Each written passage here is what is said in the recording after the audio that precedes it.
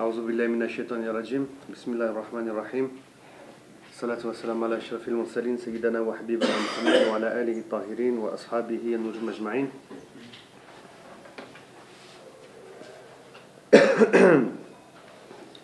Donc on va aborder ensemble ce sujet qu'on a introduit hier, celui de la famille, de la spiritualité dans la famille, à l'exemple ou à travers l'exemple de la personne du prophète Mohammed sallallahu alayhi wa sallam. Donc le thème, il est en réalité assez précis. Il ne s'agit pas de parler donc de la spiritualité dans la famille ou de l'islam dans la famille ou dans le couple seulement, mais d'essayer de tirer des exemples clairs à partir du modèle prophétique qui est un modèle à suivre pour le croyant, puisqu'Allah subhanahu wa ta'ala nous le rappelle en disant qu'il y a certes dans la personne du prophète sallallahu alayhi wa sallam un exemple à suivre, et bien entendu il y a un exemple à suivre aussi dans ce qui est de la relation conjugale, l'éducation des enfants, etc. Donc ça c'est pour introduire un peu le week-end. Mais en même temps, par rapport à cette introduction, j'ai envie de dire aussi qu'à travers ma lecture des textes, c'est-à-dire du Coran et de la Sunna du prophète sallallahu alayhi wa sallam, j'ai pu remarquer aussi que les textes ne sont pas un guide très précis, technique, par rapport à l'éducation des enfants. Donc on a des grandes lignes, des lignes importantes, des lignes essentielles qui sont soulignées par les textes. Alors après, dans le détail, par rapport au contexte dans lequel on évolue, par rapport aux problèmes qu'il peut y avoir, par rapport aux sciences modernes comme la psychologie et je passe, on peut avoir des éléments donc de détail, d'aide, qui vont aider le couple à évoluer dans le bon sens et aussi aider éventuellement l'enfant à évoluer dans le bon sens. Donc c'est quand même deux univers différents, quoique liés bien entendu, celui des sciences modernes et celui des textes de l'islam. Ces sciences dites modernes viennent nous aider, c'est comme un outil qui va venir nous aider pour nous réaliser pleinement au sein du couple et au sein de la famille. Donc ça, je tenais à le souligner. Par conséquent, étant donné que je ne suis pas spécialisé dans ces sciences dites modernes et qu'on est dans un séjour spirituel, je vais m'intéresser moi au premier thème, celui qui est lié donc au texte de l'islam, celui qui est lié à la personne du prophète Mohammed sallallahu alayhi wa sallam. Donc je vais faire deux interventions, une aujourd'hui, puis une demain, Inch'Allah. J'ai réfléchi sur comment aborder le sujet tout d'abord, et j'ai trouvé juste, c'est un avis personnel, de partager le thème en deux parties. La première partie, c'est celle d'aujourd'hui, où on va parler du prophète Mohammed sallallahu alayhi wa sallam dans sa famille, mais avec ses épouses.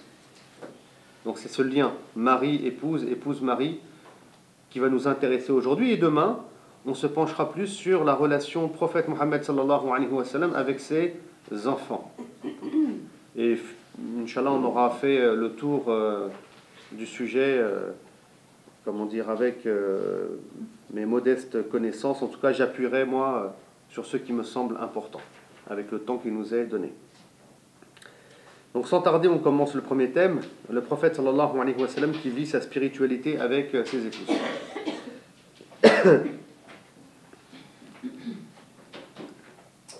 Pour commencer, la première chose qui a attiré mon attention, c'est deux versets du Coran. Le premier verset du Coran, c'est le verset 80 de la sourate 16. Verset 80, sourate 16, où Allah subhanahu wa ta'ala nous dit « Dieu a fait de vos maisons un lieu de repos. Dieu a fait de vos maisons un lieu de repos. Donc dans ce premier verset, remarquez bien, on parle de repos, d'apaisement, de sérénité par rapport au lieu dans lequel la famille va évoluer, qui est la demeure, la maison. Un autre verset nous dit, c'est le verset 21 de la sourate 30, cette fois-ci, verset 21, sourate 30. Donc Dieu nous dit, là c'est par rapport à la relation dans le couple, et c'en est un autre, donc un des signes d'Allah, que d'avoir créé de vous et pour vous des épouses, afin que vous trouviez auprès d'elles votre quiétude et d'avoir suscité entre elles et vous affection et tendresse. Affection et tendresse. Donc ces deux versets-là sont des versets du Coran et sont des versets franchement essentiels par rapport à la relation qu'il doit y avoir dans le couple. Donc une maison dans laquelle on trouve de la sérénité, un couple aussi dans lequel on voit de la quiétude, de l'amour, de la tendresse, des choses humaines. Et comme vous le savez, le prophète Mohammed sallallahu alayhi wa sallam, comme il a été décrit par son épouse Aïcha, il était comme un Coran qui marche. Comme vous le savez aussi, la sunna du prophète sallallahu alayhi wa sallam ne peut pas rentrer en contradiction avec le Saint Coran. Donc déjà, première base de réflexion, c'est que le messager de Dieu, il va fonctionner avec ce logiciel-là dans sa relation de couple et dans sa relation familiale aussi, puisqu'il s'agit d'apporter cette quiétude aussi au sein de la maison, au sein de la demeure.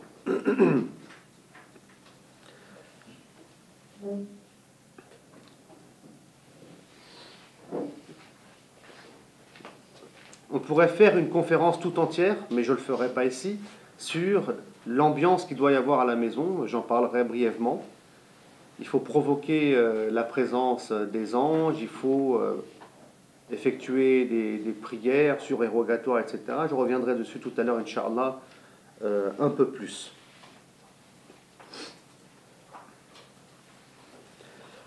À partir de ces versets-là, et à partir de ce qu'on peut lire dans la sunna du prophète sallallahu alayhi wa sallam, la chose qui saute aux yeux, c'est que le prophète Mohammed sallallahu alayhi wa sallam, il n'est pas du tout dans une relation de droit et de devoir dans sa vie en couple. Ça, c'est très très important de le souligner. Il est dans une relation très humaine. On voit de la complicité, et on va le développer, on va avancer des arguments avec ses épouses.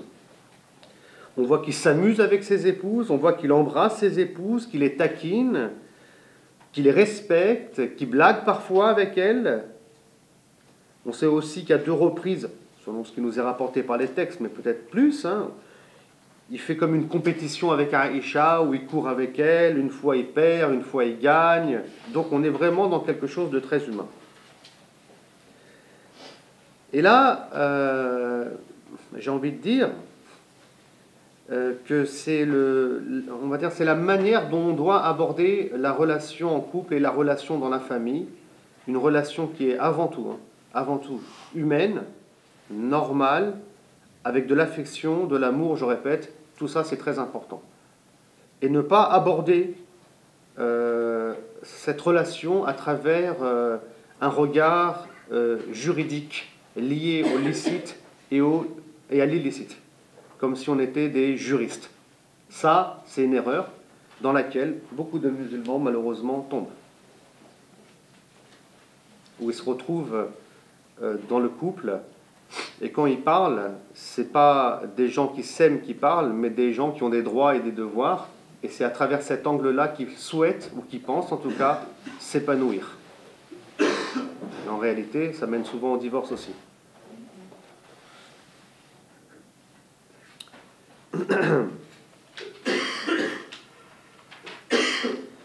Cependant, je continue, on remarque bien sûr qu'il y a des droits et des devoirs dans le couple. On remarque que les juristes musulmans ont traité le sujet et ont parlé du sujet. Mais encore une fois, c'est là où j'attire votre attention, et je vais le développer parce que c'est central dans cette intervention. Ces règles sont en réalité des limites, des hudud, qui ont été fixées par Allah subhanahu wa ta'ala. Parce qu'un couple, s'il vient à ne pas s'épanouir, s'il y a des problèmes, s'il y a des écarts, etc., il faut bien qu'il y ait des limites, qui soient claires aussi bien pour les hommes que pour les femmes. Donc l'existence, la présence de ces limites est quelque chose d'important, mais attention, ce n'est pas l'essentiel et ce n'est pas dessus qu'on construit la famille. Non. Et même en dehors du cadre de la famille, c'est un problème récurrent chez nous les musulmans, dans tout, hein, de manière générale. Tous les sujets qu'on va aborder en islam, on l'aborde beaucoup trop avec un regard de fuqaha, de juriste. Alors que le fiqh, c'est une matière qui est scientifique, qui est liée à des fuqaha, donc des juristes, qui est étudiée par des muftis, ça c'est une fonction spécifique avec des règles, qui est étudiée par des prodats, des juges, etc. Ça c'est une des maladies par laquelle on est en train de passer. C'est-à-dire que dans nos relations humaines, entre croyants et croyantes, on a des relations de juristes. Et ça touche la famille, ça touche la relation de couple, ça touche aussi la relation dans l'éducation des enfants. Et c'est anormal.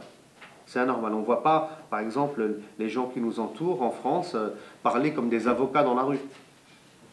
On ne voit pas ça. Il y a une relation humaine. Donc ça, c'est essentiellement, c'est important de le rappeler. Et comme j'ai dit, je vais le développer davantage en allant encore plus au fond de ce thème-là.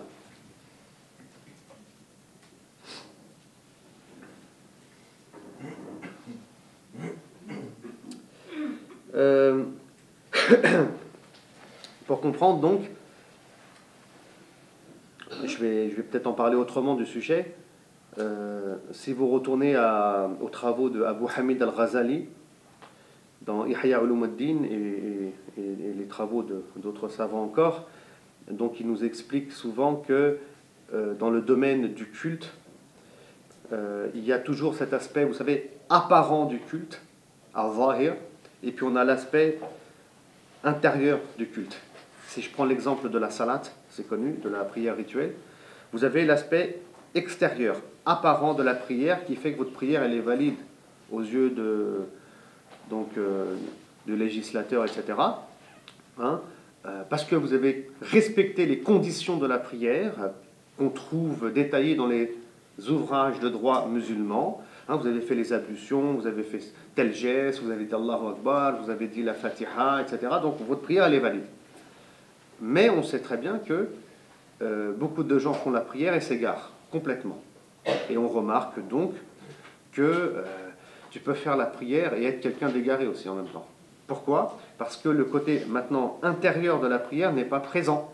C'est-à-dire la concentration, la crainte d'Allah, autant de choses développées par Abu Hamid al-Ghazali par exemple. Hein.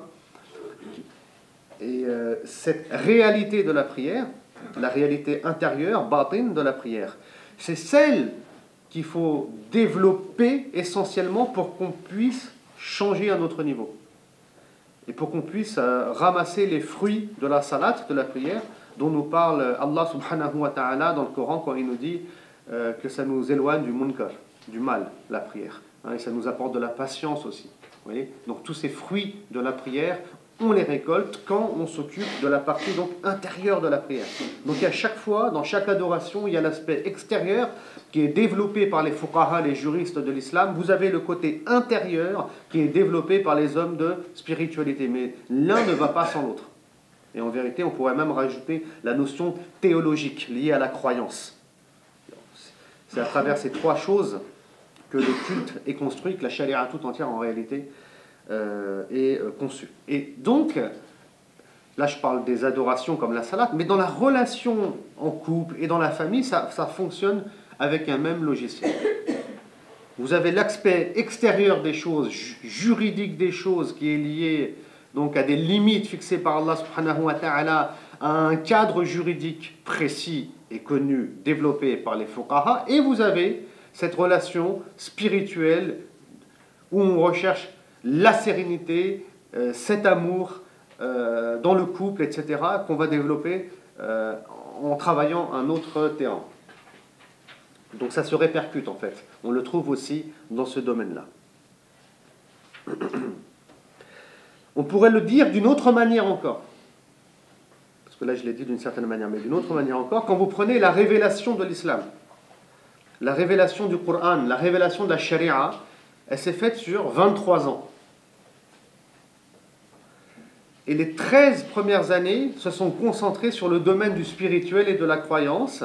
Et les années qui sont venues après sont venues poser un cadre à cette spiritualité et à cette croyance.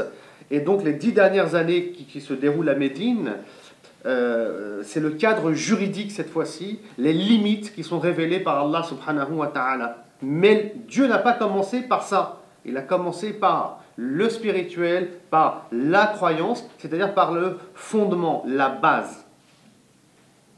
Dans le couple, c'est pareil. Dans l'éducation, la famille, c'est pareil. Il faut créer cette base. Il faut la construire, la solidifier. Et ne pas commencer la relation dans le sens inverse. Non, des fois, c'est dramatique. Hein, je dis ça, mais des fois, c'est dramatique. Et des fois, on entend des gens qui viennent de se marier, ils ont des discussions, c'est hallucinant, quoi.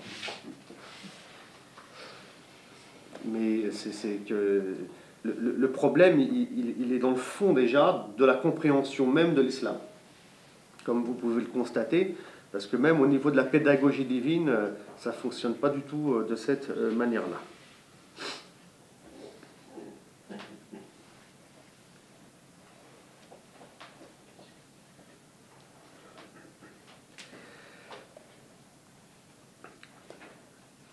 Alors ma petite conclusion par rapport à cette première partie, déjà, c'est de dire que le croyant, bien la croyante, pareil, hein, quand le croyant épouse une musulmane, c'est pas un corps qui va épouser, mais c'est une âme qui va épouser. Donc ça, c'est important de le souligner.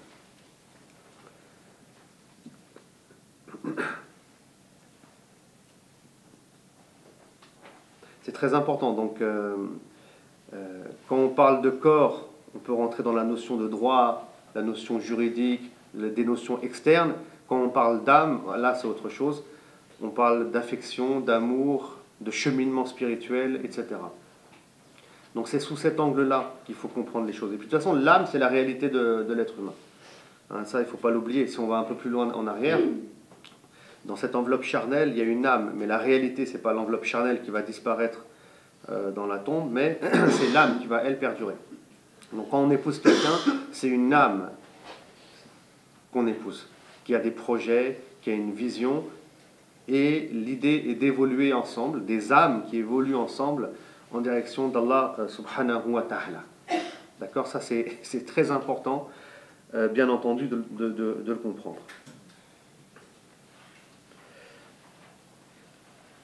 Autre point, donc c'est vrai qu'après ça sera un peu décousu hein, comme conférence, il y a plusieurs points comme ça qui sont abordés. Lorsque le prophète, et puis j'essaie de garder une ligne en même temps, hein, je disais que le prophète cherche donc à construire une sérénité, une paix, un amour, etc. au sein de la famille. Et on remarque que par conséquent, il y a des compromis. Il y a des compromis. Dans le couple, il y a des compromis. Ça, c'est important qu'on comprenne. Ce n'est pas l'homme qui va dire « je suis moi le plus important, le plus grand, c'est moi le chef, et toi t'écoutes, et tu n'as pas ton mot à dire ». Il y a des compromis. Alors, je ne vais pas chercher à faire une conférence sur les compromis, ça pourrait être une conférence en soi réellement, mais juste un exemple pour que vous ayez une idée. Quand le prophète Mohammed sallallahu alayhi wa sallam va mourir dans ces derniers jours, il est entouré de ses épouses et il va leur demander s'il est possible qu'il passe ces derniers jours aux côtés de Aïcha radiyallahu ta'ala anha. Donc ça c'est un compromis. Pourquoi? Parce qu'il leur a pas dit écoutez j'ai décidé ça et c'est comme ça. Il n'impose rien le prophète sallallahu alayhi wa sallam. Il demande, elles disent bien sûr. Ya Rasulallah, bien sûr que tu peux si tu es plus à l'aise, etc. Donc vous voyez, le compromis il est là, la discussion elle est là, il demande un avis, il n'impose pas les choses. Donc ça, C'est vrai que c'est délicat peut-être à observer parfois, mais c'est bien présent dans la sira du prophète et dans la sunna du prophète de manière générale, sallallahu alayhi wa sallam. Autre point, justement pour qu'on réussisse, et pour qu'on arrive aussi à faire des compromis, c'est des qualités spirituelles qu'on doit développer en nous. Alors ça, je ne vais pas trop en parler, je vais passer rapidement sur le sujet, parce que Cheikh Mohamed Endaz va le développer davantage, Inch'Allah, pendant ce week-end. Donc en tout cas, les qualités spirituelles à développer, on va dire d'urgence, un, c'est la douceur d'âme, ce qu'on appelle al-hilm. Donc là, je rappelle brièvement que le prophète sallallahu alayhi wa sallam, c'est quelqu'un qui est doux, qui est très doux. Des fois, on le bousculait, on l'agressait, on l'insultait, il ne répondait pas, il était calme, il était doux. Il répondait même d'une manière positive, alors qu'on l'avait agressé verbalement. C'est ce qu'on appelle al-hilm. Autre qualité qu'on doit développer est celui de la patience, as-sabr. Parce que sans patience, il est évident que tout d'abord, on va avoir du mal à avoir Allah subhanahu wa ta'ala avec nous, qui nous dit « Inna Allaha ma'a sabirin » et je passe. Et bien entendu, si dans le couple et dans la famille, il n'y a pas de patience, ça va dégénérer très rapidement. Et d'où le dernier point, c'est la colère. Donc il faut maîtriser sa colère. Je pense que Cheikh Endaz en parlera aussi. Et ça, c'est un sujet important. La colère, elle peut être positive comme elle peut être négative. Et là, je parle bien entendu de la colère négative, où la personne vient à s'emporter, où la personne perd le contrôle, dit des choses qu'il va regretter après. Donc ça, c'est des qualités vraiment essentielles. La douceur d'âme, la patience, le contrôle de la colère, qu'on veut construire une famille. Et bien sûr, on le trouve chez le prophète Mohammed sallallahu alayhi wa sallam, puisqu'on sait qu'il n'a jamais frappé ses épouses déjà. Donc il n'a jamais levé la main sur ses épouses. Comme quoi il a réussi à résolver les problématiques avec sa langue, en discutant, en parlant, en dialoguant. Donc son côté douceur d'âme, miséricordieux, patience, ça a pris le dessus. C'est ça qui est resté.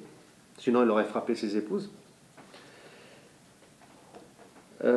C'est quelqu'un par conséquent aussi qui embrasse ses enfants, qui embrasse les enfants des autres. Le prophète ne maltraite personne, il n'effraie personne, il n'injurie personne. Donc, si vous voulez, à travers ces qualités spirituelles dont j'ai parlé, vous comprenez bien qu'au niveau du comportement, du coup, on a toutes ces qualités qui apparaissent. Parce que les comportements qu'on a reflètent, ça il ne faut pas l'oublier, la réalité du cœur et la réalité spirituelle de la personne. C'est-à-dire qu'en développant ces qualités spirituelles, on va réformer nos membres.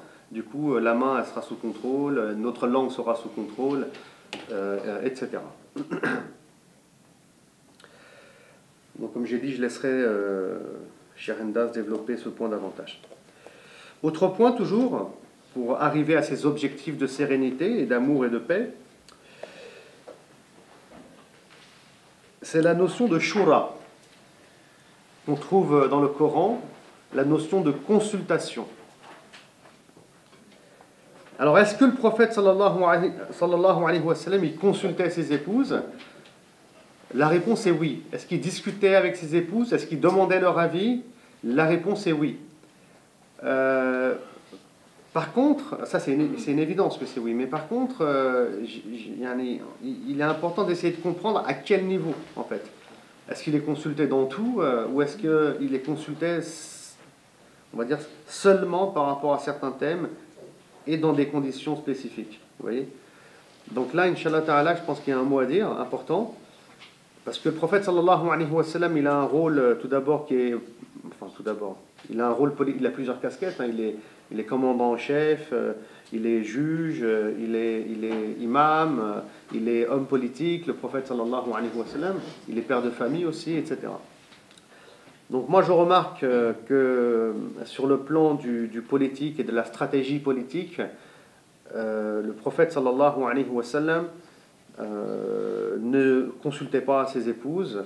Et ce que je remarque aussi, c'est qu'il suivait, alors ça c'est on va dire là ça peut être carrément un séminaire, à mon sens il suivait vraiment le Coran et les directives venant d'Allah subhanahu wa ta'ala, tout simplement. Et on le voit par exemple lors du traité de paix de Hudaybiyah, pour ceux qui ont étudié la Sira, où il demande l'avis de personne, ni de ses compagnons, ni de personne. Il va signer un traité de paix, parce que c'est la paix qu'il faut imposer aux Qurayshites et aux Arabes, ce qu'il a voulu d'ailleurs depuis le début, le prophète sallallahu alayhi wa sallam. Donc on est dans de la politique qui doit être reproduite par les musulmans par la suite. Et bref, ça vient d'Allah subhanahu wa ta'ala.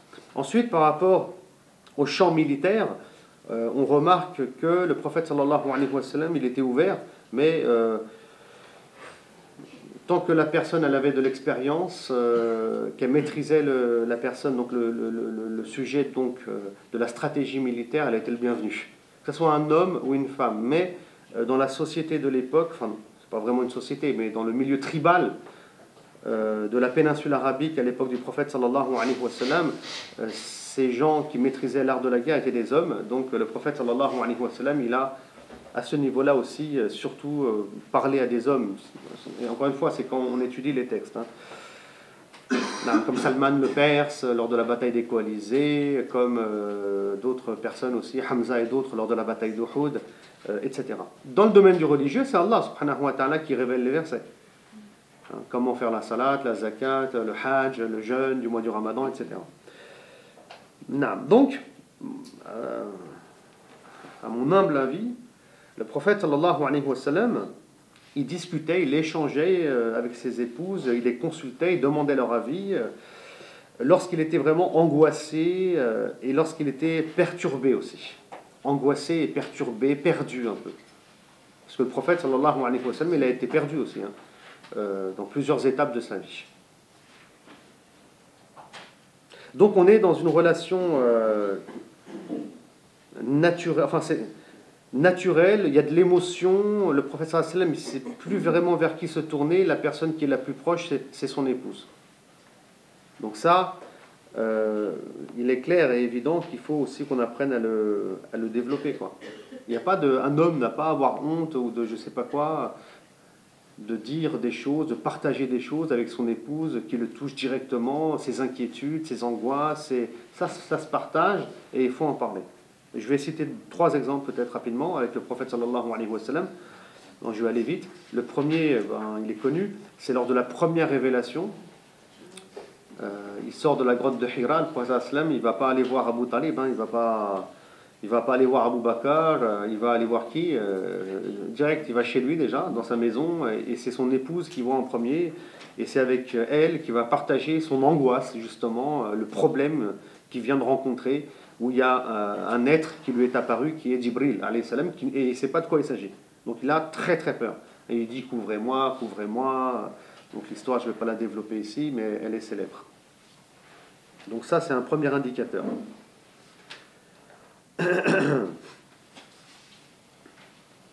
Et elle, ensuite, elle joue le jeu aussi. C'est normal. Vous voyez, on voit le côté naturel des choses. Elle lui dit, écoute, elle cherche des solutions pour lui. Elle lui dit, écoute, moi j'ai mon cousin, Waraka, ibn Nawfal, il est chrétien, et peut-être qu'il va je pense qu'il peut nous aider et nous expliquer ce qui s'est passé. Le prophète ne dit pas, toi t'es qui, toi? Attends, déjà, pourquoi tu parles? Pour remettre les choses à leur place, tu vois. Le prophète il ne dit pas ça. Et il dit non, on ne sait pas vraiment ce qu'il dit, mais on comprend bien qu'il dit, c'est une bonne idée, parce qu'il va s'y rendre finalement chez Waraka ibn Nawfal. Et il va écouter, donc il y a vraiment une relation saine, normale de couple. Et c'est pas de haram, halal, fiqhi, quoi. Je veux dire, c'est ça le cas, toi, t'as pas le droit de parler, aura, je sais, il y a pas, c'est pas comme ça que les choses se passent. Non. Du tout. Autre exemple rapide, qu'on lit l'histoire de la calomnie contre Aïcha, radiallahu anha, pareil. Il est angoissé, il est perturbé, il est perdu, le prophète sallallahu alayhi wa sallam, mais vraiment perdu cette fois-ci pour le coup, pour des raisons longues à expliquer, parce que déjà, c'est la raison principale, l'ange Gabriel n'intervient pas, ne dit rien, donc le prophète sallallahu alayhi wa sallam commence à douter, à se poser des questions, et il est laissé à lui-même, il est laissé à lui-même réellement, et il va parler à ses autres épouses. Qu'est-ce que vous en pensez, vous? Dites-moi, est-ce qu'il y a quelque chose qui m'a échappé, etc. Donc les épouses elles vont prendre la défense de Aïcha radiyallahu ta'ala anha. Donc on voit bien encore une fois qu'il y a un dialogue. Et enfin, le dernier exemple qui est le plus connu, enfin qui est très célèbre, c'est lors de Hudaybiyah, le traité de paix de Hudaybiyah. À la base, ils étaient partis, les musulmans, faire une visite du sanctuaire, c'est-à-dire une umrah. Mais ils n'ont pas pu l'effectuer. Ils ont signé un traité de paix à Hudaybiyah dans les environs de la Mecque. Et après, ils ont fait demi-tour et ils sont entrés à Médine. Mais le prophète sallallahu alayhi wa sallam, il va faire une umrah symbolique, on peut dire des choses comme ça, où il va couper ses cheveux, égorger des bêtes, etc. à Hudaybiyah même. Alors, bon, la situation elle est très compliquée, longue à expliquer. Le prophète sallallahu alayhi wa sallam, comme j'ai dit tout à l'heure, il signe ce traité de paix, il ne demande pas l'avis des compagnons. Les compagnons, ils étaient convaincus qu'ils allaient rentrer à la Mecque, et puis bon, pour beaucoup, c'est leur terre natale, etc. Ils étaient contents. Là, ils sont un peu dégoûtés, lésés. Qu'est-ce qui se passe? Ils ne comprennent pas, ils sont abattus. Et le prophète sallam, il leur ordonne de couper les cheveux, etc., de sacrifier les bêtes, et personne ne réagit. Et le prophète sallam, ça va, comment dire, ça va l'embêter, bien sûr. Il s'interroge. Comment ça se fait? Il va rentrer sous sa tente, il en parle à sa femme, Salama, qui est présente. Et Salama lui dit, écoute, tu ressors, tu sacrifies tes bêtes, tu te coupes les cheveux, et tes compagnons, ils vont suivre. C'est sûr et certain. Et c'est ce qu'il va faire, le prophète Sam. Il sort, il dit rien, il fait lui-même le rituel, et les compagnons, ils le regardent, ils reprennent confiance, allez, on continue, on doit suivre le prophète, sallallahu alayhi wa sallam, et ils vont le suivre. Donc encore une fois, là on voit que le prophète sallam il était perturbé, il y avait un problème, un souci, et la personne avec qui il va partager ça, c'est son épouse.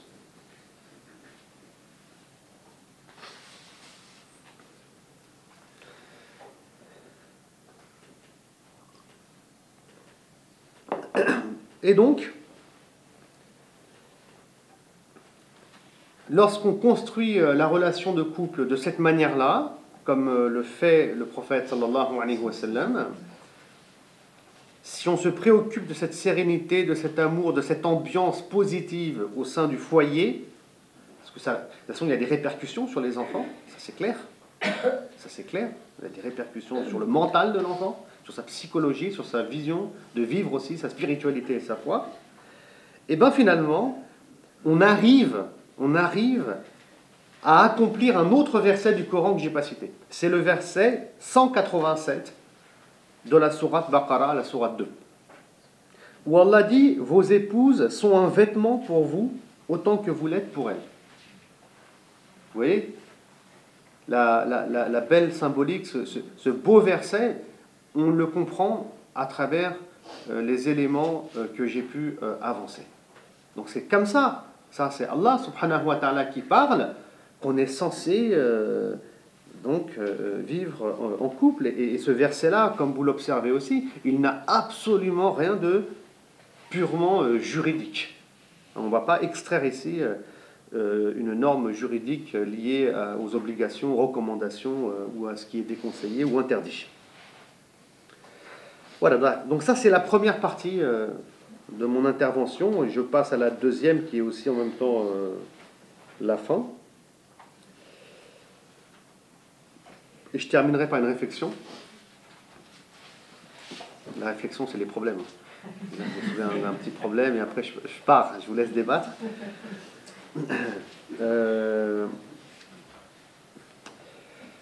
Oui, donc les épouses du prophète Mohammed sallallahu alayhi wa sallam, elles ont des trajectoires différentes. Et les hommes, ils ont aussi, de manière générale, des trajectoires différentes. Donc, on ne vient pas tous d'une même famille, on ne vient pas tous d'un même milieu, on n'a pas tous eu la même éducation au niveau de la société, au niveau de la famille, on n'a pas tous la même culture, on n'a pas tous étudié autant d'années, puis on n'a pas forcément étudié la même chose, on n'a pas tous la même vision du monde, une vision non plus de la société, ou une vision politique, ou tout ce que vous voulez. On vient de trajectoires complètement différentes. Donc un couple, c'est deux trajectoires comme ça qui se rencontrent. déjà. Il faut bien le comprendre. Et le prophète Mohammed, sallallahu alayhi wa sallam, il est passé par ça aussi. Et ce que j'aimerais dire, c'est que le prophète Mohammed, sallallahu alayhi wa sallam, il a respecté les trajectoires de ses épouses. Il n'a pas imposé une trajectoire bien spécifique. Celle qui mène à Dieu, elle est unique. Non, il n'y a pas une trajectoire. Il n'y a pas une voie, si vous voulez, qui mène à Allah subhanahu wa ta'ala. Il y en a plein des voies. Il y en a plein qui mènent à Dieu. Et ça, c'est important. C'est-à-dire que le prophète sallallahu alayhi wa sallam, il se retrouve avec des épouses comme ça.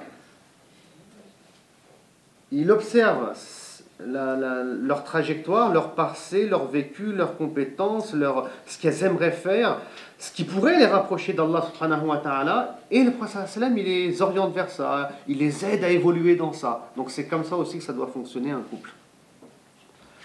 Par exemple, Aïcha et Hafsa, elles étaient connues dans le domaine du savoir et de la mémorisation du Coran. Zaynab bint Jahsh, elle était connue, elle, pour être une femme généreuse envers les pauvres. D'ailleurs, le prophète sallallahu alayhi wa sallam, il dira, hein, celle qui a le bras le plus long, c'est celle qui me rejoindra en premier. Donc les épouses, elles ont commencé à se mesurer le bras. Et finalement, c'était, on va dire, une parabole qui voulait dire celle qui est la plus généreuse, parce qu'en fait, quand c'est Zaynab qui est morte, ils se sont rendus compte que c'est pas elle qui avait le plus long bras, en fait. Vous voyez ? Donc c'est là ils ont compris que c'était une parabole. Et donc là, on en conclut quoi, hein, tout simplement, c'est que le prophète sallallahu alayhi wa sallam, de son vivant, il n'a pas dit, attends, des généreux, il y en a beaucoup, hein, il y a Abu Bakr, il y en a d'autres, s'il te plaît, le Coran c'est le plus important, va vers le Coran, laisse tomber tout ça. Vous voyez ce que je veux dire? C'est pas comme ça, non. Elle n'est pas faite pour le Coran, elle n'est pas malèche, c'est pas la fin du monde. Hein. La fin du monde, c'est de ne pas être proche de Dieu et d'aller en enfer. C'est ça la fin du monde. Elle, si elle est généreuse, si c'est son truc, elle est dedans, par rapport à sa trajectoire passée, eh ben, ça sera son entrée au paradis, ça sera cette voie qui va l'amener à Allah subhanahu wa ta'ala. Donc tout ça, il faut le respecter. Il ne faut pas le briser, il ne faut pas le casser. C'est très très important. Et voilà, Khadija, elle, c'était le soutien moral, etc. Et ça, bon, maintenant, bien entendu, on pourrait écrire un petit article dessus ou un livre, mais bon, mon objectif ici dans cette intervention, c'est de le souligner en citant un ou deux exemples, donc je ne vais pas plus m'attarder sur ce thème-là.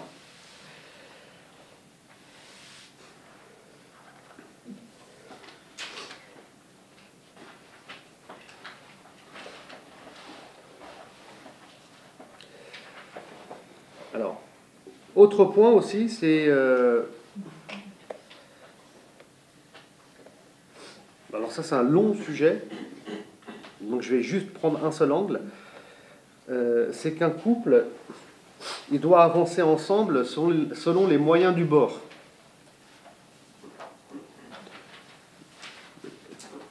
Donc des fois, on a peu de moyens, mais ce n'est pas bien important, en réalité, les moyens, puisqu'Allah subhanahu wa ta'ala, c'est lui qui offre le rizq, donc qui subvient aux besoins de l'homme et de la femme. Et puis les biens terrestres, parfois, ils peuvent nous bloquer vers le bas. Et donc là, ça serait un autre thème à développer, Inch'Allah, dans vos lectures, celui du contentement. Abu Hamid al-Ghazali le développe très bien. C'est-à-dire que le croyant, il doit apprendre à se contenter du peu qu'il a. Et quand on se contente du peu qu'on a, on est tout d'abord libre. On est tout d'abord libre, parce qu'on ne pourra pas vous prendre vos biens déjà. Donc vous êtes libre de penser, de dire ce que vous voulez. Et en plus de ça, vous pouvez passer par des phases sociales différentes sans que ça vous perturbe plus que ça. Hein, que vous soyez riche ou vous vivez modestement ou pauvre, ça ne vous perturbe pas parce que vous avez développé en vous cette habitude de se contenter du peu qu'Allah subhanahu wa ta'ala il vous a donné. Et le prophète sallallahu alayhi wa sallam, il était comme ça. Il était au minimum. Il mangeait très peu, il buvait très peu, il s'habillait plus ou moins de la même manière. Il avait quelques vêtements comme ça pour des grandes occasions. Donc il était dans un minimum. Dans un minimum. Donc si je dis que oui, parce que des fois il peut y avoir des problèmes dans le couple aussi. Hein. On vit dans un certain, comment dire, degré financier, etc. Et puis d'un coup, hop, c'est une chute libre. Donc si on n'a pas appris à se contenter du peu, donc ça peut faire mal aussi. Ça peut briser des couples. Et si je dis ça, c'est parce que Allah, il souligne, enfin il y a un verset, hein, si vous voulez, c'est les versets 28 et 29 de la sourate 33, je vais vous les lire. Mais comme j'ai dit, on pourrait les analyser sous plein d'angles différents. C'est juste un angle, ça. Hein. Dieu, il dit, ô prophète, dis à tes épouses, si vous désirez les plaisirs et le faste de ce monde, venez, que je vous verse une indemnité honorable et que je vous libère dignement. Mais si c'est Dieu que vous recherchez ainsi que son prophète et la vie future, Dieu a préparé pour les bienfaisants d'entre vous une magnifique récompense. Vous voyez, donc elles, bien entendu, elles vont choisir le prophète, c'est-à-dire qu'elles choisissent finalement Dieu, le cheminement spirituel, le Coran, le paradis, plutôt qu'un attachement comme ça à des biens terrestres, ce qui n'a aucun sens. Parce que c'est pas l'éducation de Dieu, c'est pas l'éducation, c'est pas... voilà. Donc elles vont s'adapter, si vous voulez. Elles vont s'adapter à cette vie modeste dans laquelle se trouve le prophète sallallahu alayhi wa sallam. Donc c'est pour ça que je disais qu'il faut qu'on apprenne à avancer ensemble avec les moyens qu'il y a. Non, ça ça peut être bien entendu difficile. Et enfin, le dernier point, donc c'est la réflexion en fait. Hein. Donc ça c'est un peu plus compliqué. Donc il y a un hadith sur lequel j'aimerais m'arrêter, qui est le hadith 893 de l'authentique de Bukhari. Donc ici, je vais vous lire la traduction qui est faite par la maison d'édition An-Nour. Il y a plusieurs traductions bien sûr. Où le prophète sallallahu alayhi wa sallam a dit: chacun de vous est un pasteur, chacun de vous sera donc responsable de son troupeau. L'imam est un pasteur et lui sera demandé des comptes de son troupeau. L'homme est le pasteur de sa famille et il lui sera demandé compte de son troupeau. La femme a la garde de la demeure de son mari et elle sera responsable de cette garde. Le serviteur a la garde de la fortune de son maître, il sera donc responsable de cette garde. Donc ici, la réflexion, c'était sur la femme à la garde de la demeure de son mari. La femme à la garde de la demeure de son mari. Donc ça, c'est la réflexion que je vais mettre, et après je pars tout de suite.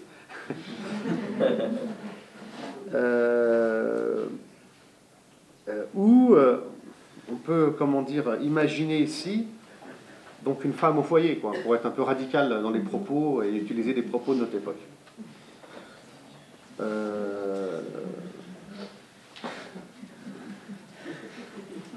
Et ça peut faire peur. Femme au foyer, un truc de dingue, c'est horrible, c'est nul, c'est quoi, qu'est-ce que ça... Mais en fait, je vais vous expliquer. Et je veux que vous compreniez pas seulement ce point-là, mais que vous ayez une compréhension plus générale des choses. C'est que notre réflexion,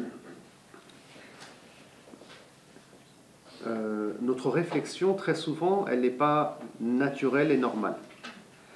Elle est, orientée par le modèle occidental.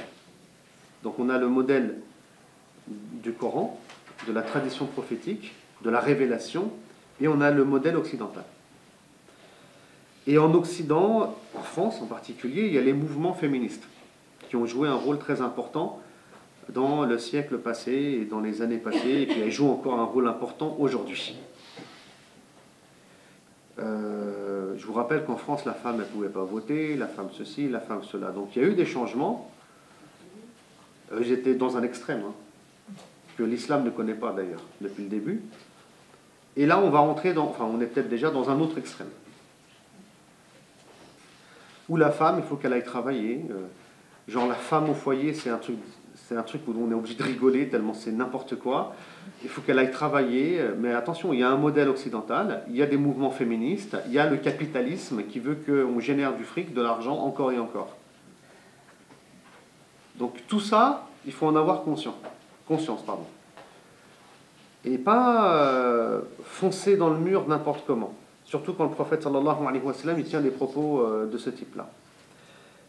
Par conséquent, c'est de la réflexion. C'est de la réflexion. Une femme qui travaille un peu ou qui travaille pas, qui va s'occuper de ses enfants, c'est pas mal. C'est pas nul. C'est pas genre, ah, ça c'est les blédards ou des choses comme ça. Non. Non. Non. Même, je vais vous dire quelque chose, l'État français, il comprend ça.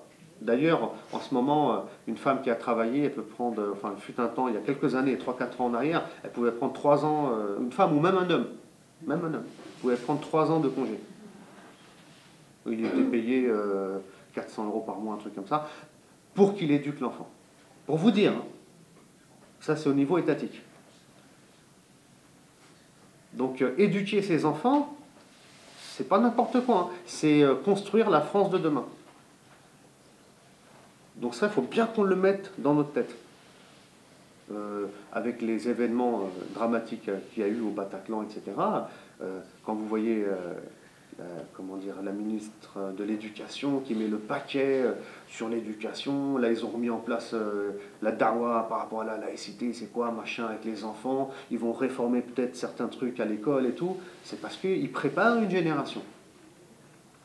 Au niveau du mental, de l'intellect, de la compréhension, donc tout ça pour vous dire qu'on ne doit pas être négligent nous aussi. Hein, dans, comment dire, dans la transmission, non pas du savoir seulement, mais de la spiritualité universelle, hein, musulmane, de cette croyance en Allah subhanahu wa ta'ala, c'est des choses qu'on doit inculquer. Et il faut qu'on se pose aussi la question du l'homme travaille, la femme travaille, l'enfant est à la crèche, est-ce que c'est bien? Est-ce que c'est normal de laisser nos enfants être éduqués par des êtres humains, hein, c'est des êtres humains dehors, hein, mais bon, ils ne sont pas forcément croyants, bon ça c'est un choix, il n'y a pas de souci, hein. Mais par contre, ça se trouve qu'ils votent Front National, et puis là il y a des ailes qui poussent en ce moment, et ils commencent à dire n'importe quoi, à endoctriner votre enfant, et vous, enfin, en tant que victime peut-être d'une idéologie féministe et machin et ceci et cela, vous vous retrouvez à balancer vos enfants à la crèche, parce que c'est comme ça qu'on est censé évoluer, vivre en société en France, c'est moderne, c'est comme ça, c'est notre époque. Donc attention, barakallahu fikum, faites très attention. Il y a un modèle ici qu'on retrouve, qui me semble intéressant. Mais alors, subhanallah, je ne dis pas ça que par rapport aux femmes, c'est-à-dire que les hommes aussi, il faut qu'ils soient à la hauteur. C'est tout un modèle qu'il faut revoir. L'homme, là, qu'est-ce qu'il a dit, prophète sallam? L'homme est le pasteur de sa famille, c'est pas sur mon argent, c'est pas le tien. Ah non, si tu es le responsable de la famille, l'argent, il est à tout le monde. Il est à toi, à ta femme, qui éduque les enfants, c'est pareil, kiff, la même chose. Il n'y a pas de... Donc, en fait, c'est tout un modèle qu'il faut retravailler, qu'il faut améliorer au sein de la famille. Alors, on trouve ça dans certains pays, hein, et ça se passe très très bien quand il y a une certaine éthique qui est respectée, même au niveau de l'islam. J'ai lu une étude il n'y a pas longtemps, universitaire très intéressante, sur le féminisme et les religions. J'étais comment dire, très frappé par ce qui m'avait le plus frappé réellement, c'était comment ça s'est développé au sein de la communauté juive. Alors, c'était dans le siècle passé essentiellement, ou dans les dernières décennies. Là. Donc ce que j'avais lu, donc c'était universitaire, alors bien entendu il peut y avoir des critiques émises, etc., mais j'ai trouvé on va dire l'étude riche, où on parle donc de ces femmes de confession juive qui étudient à l'école, qui vont loin à l'école, qui vont à l'université, qui sont docteurs, etc., et elles se marient, et puis le jour où elles ont un enfant, donc on arrête, on va dire, de cheminer dans ce sens-là, et ensuite on éduque notre enfant pour qu'il fasse partie d'une certaine élite. Donc il y a une transmission comme ça qui est faite de la maman, une transmission d'un grand savoir qui a été acquis au sein de la société, Et on accompagne cet enfant pour faire vraiment qu'il fasse partie d'une élite au sein de la société française. Vous voyez ce que je veux dire? Donc, ils ne sont pas tombés, ce qui m'avait étonné dans la lecture de cet article, c'est qu'ils ne sont pas tombés dans ce pseudo-féminisme où on veut soi-disant libérer la femme, et finalement on la soumet à un capitalisme violent, etc. etc. Donc nous aussi on est intelligents, alhamdulillah, on a dit qu'on a des valeurs. On sait très bien que l'éducation de nos enfants, c'est l'islam de demain. Là, c'est le musulman qui parle. Et tout ça, ça se construit en fait. Ça se construit. Ça ne vient pas comme ça, on va dire, du jour au lendemain. Et donc, et je termine par ça, donc c'était le sujet de la réflexion pour terminer ce premier cours, de faire attention de ne pas se précipiter à dire c'est comme ça l'islam, alors qu'on est complètement sous influence de plusieurs philosophies en Occident. Donc attention, tout d'abord il faut enlever des chaînes, il faut se dépouiller de plusieurs choses, être très critique, être très objectif, et après on parle. Barakallahu fikum pour votre attention.